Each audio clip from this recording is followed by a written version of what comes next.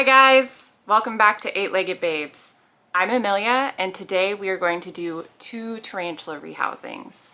First, we're going to rehouse my Toita Verdesi or my Mexican rose gray tarantula. And then we're going to rehouse my Grammostola rosea or my rose hair tarantula. If you guys have seen previous videos, you know that my T. Verdezi actually molted recently, and I got to show you guys a time lapse of that video just a week or so ago. And at the time I was thinking, we don't need to rehouse her. She's in a good size enclosure. If we really wanted to, we could, but she's fine where she is. Well, of course, my G. rosea, Barbie, decided to molt about a week after my T. Verdezi, and she got a bit bigger than her enclosure really was set up for. So today what we're doing is some musical tarantula enclosures. Now, I went ahead and filmed this already this morning. Let's just say I wasn't quite ready to get out of my PJs, but I wanted to get these tarantulas moved and comfortable and make sure they were settled. So what you guys are gonna see now is footage from this morning. Okay, so we are going to start off with my Toita Verdesi, who is actually right here. And I showed these off in another video. I found them on Amazon, which isn't like the best place to go for, enclosures. They're much nicer enclosures, but for species like this that are going to take a long time to grow and live a long time, I'm leaning more towards keeping them in affordable, safe housing when they're young slings, and then once they mature, I move them into the fancier, more of a tarantula crib style.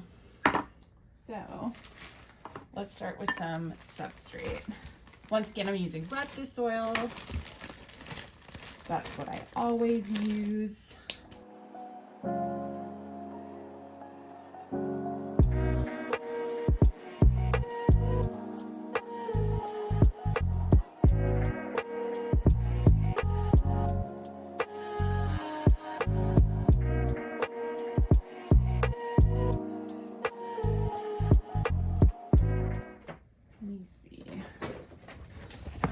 Cork. Let's see if we can find a piece that fits this enclosure. This one actually, I almost wonder if I do it like that with the overhang. Let's see.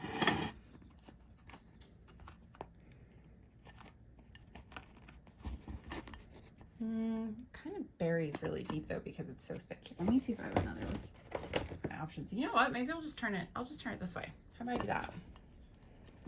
Nobody says that it has to be one side facing up. I know she won't care as long as she has a nice little hide. Okay. And she has attempted to burrow quite a bit in her little enclosure, just in that corner, but that is her safe spot. So I want to make sure that I give her something equivalent in here. A lot of species, when they're slings, even if they're considered more classic terrestrial, less fossorial, they will burrow as slings. It's safer for them, keeps them protected, it's somewhere to go.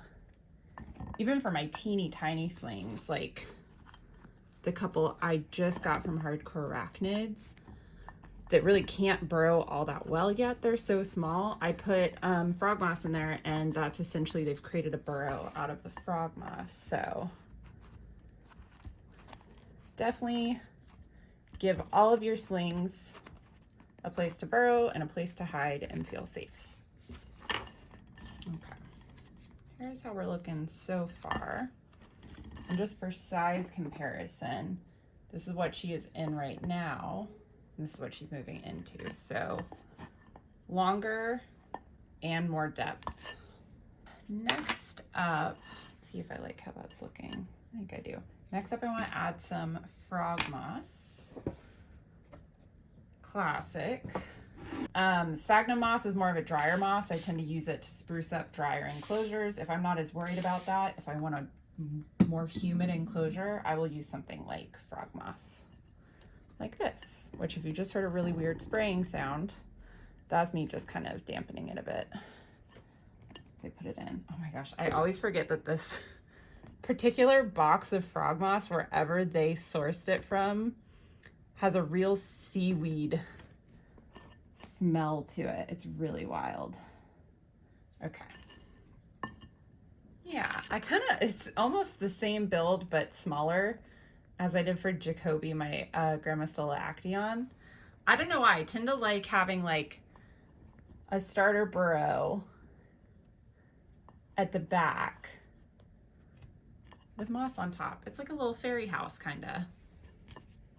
And spiders are they're just little fairies that you're in charge of, you know, taking care of and loving. Corner. Do this. There we go. Okay. And then last but not least, before I move her, I'm gonna get some springtails, which I've only just started using. Springtail cultures are not as easy to come by as like some other items.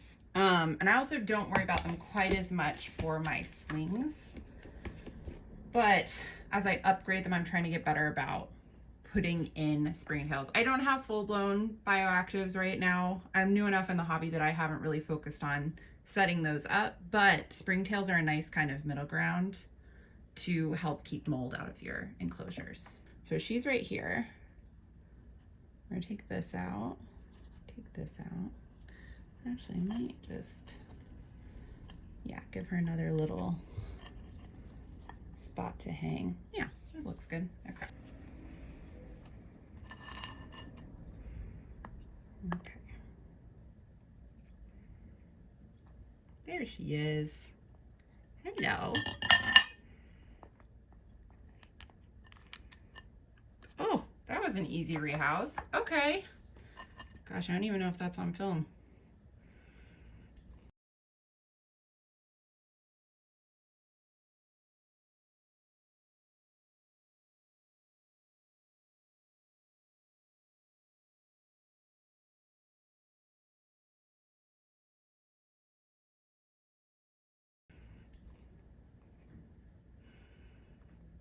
Okay, she's, you can just see her little leggies right there. Boy, that was the least exciting rehouse I've ever done, which, you know what? Thank you for that. I still don't have a name for her or him, but you know me. We're leaning her until we're sure she's not one. Make sure. Oh, cat hair, of course. Okay, so now that she's in here, let me move her label over. I can't wait to watch that back. I really hope that I caught her moving, at least partially on camera. When they're small, it's hard to catch all of it. Okay, well, I'm gonna go ahead, stop here. I'm gonna clean out her old one for Barbie, my Grammostola rosea, and then we'll get Barbie moved over. All right, so beautiful, clean. We're gonna put Grammostola rosea over that, so don't worry about that. And then we have my beautiful G rosea Barbie. Again, have no idea if she's female, but she is until I decide otherwise. Look at her. Pink baby. I mean, you guys see what I mean? Oh, hello. Hello. She molted, and then technically she could stay in here, but I mean, she's dug out this whole area. That was all her.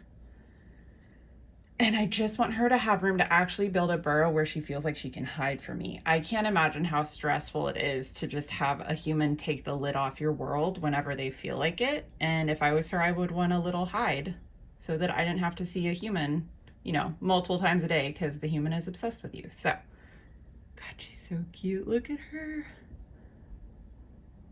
Okay, the Toita Verdesi we might not have been able to see much of, but at least Barbie is a ham bone for the camera. Oh my God, I love this sling so much. Oh, don't escape, don't escape. Hold your horses. Okay. Oh my God, let's see if I can keep it off my rug this time.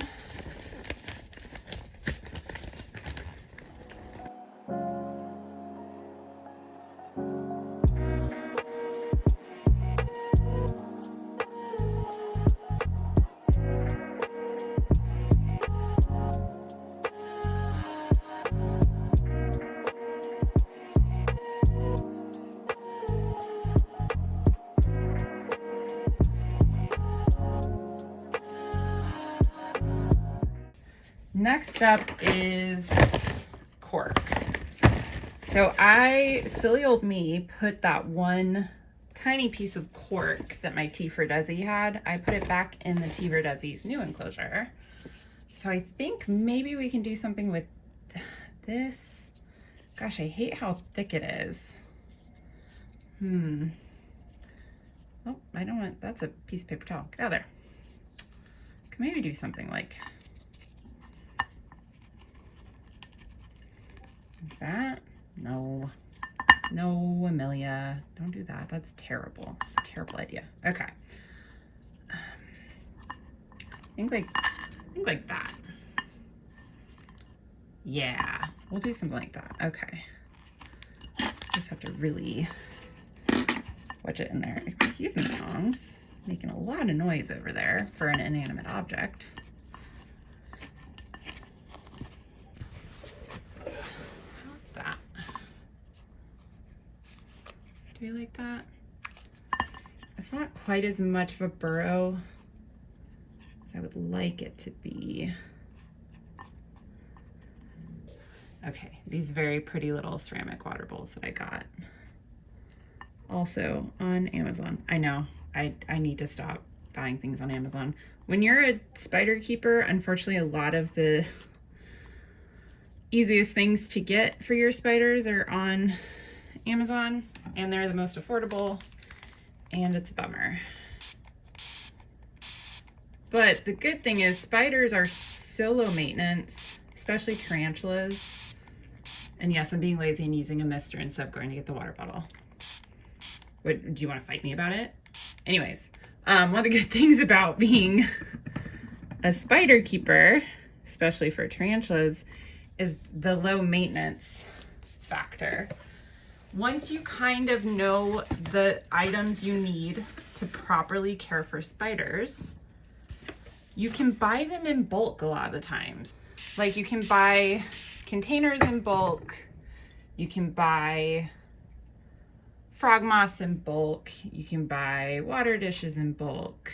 You just have a lot of options. And that way, even if you say you have spiders and you go on to get like 5 or 6 more, you have everything you need.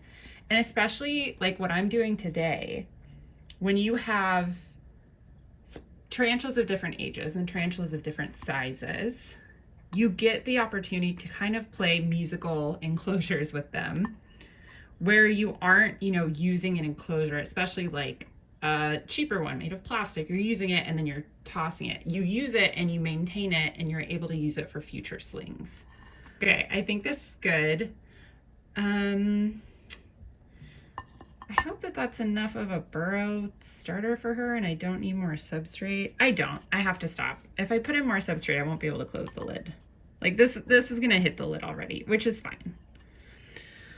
Oh my goodness. Just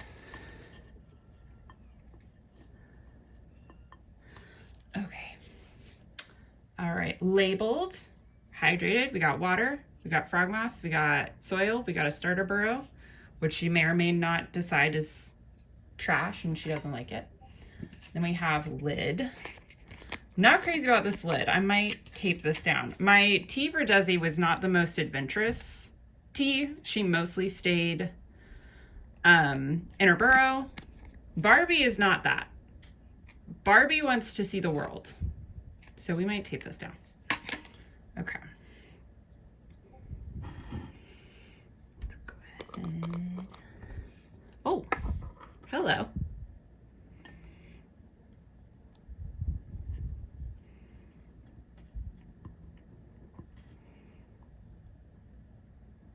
You're good.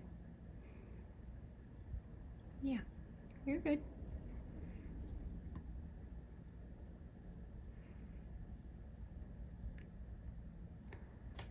Oh my goodness. Look at her. She's a queen. Like she's the moment. Like,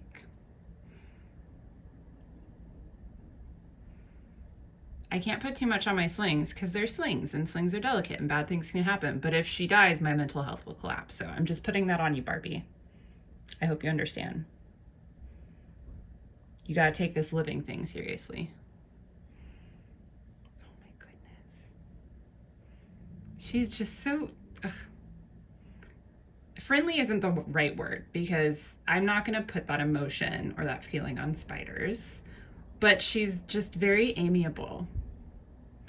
She's always ready to pop up and see what's going on, which I love about her. Okay, lid time, which you might not like, but that's okay.